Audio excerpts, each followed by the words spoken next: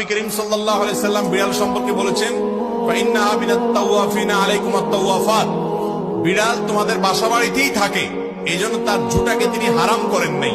বিড়াল যদি কোনো কিছুতে মুখ দেয়, তাহলে কুকুর মুখ দিলে যেরকম হারাম হয়ে যায়, নাপাক হয়ে যায়, বিড়াল যদি মুখ দেয়, বিড়ালের ঝুঁটা কি হয় না, নাপাক হয় না।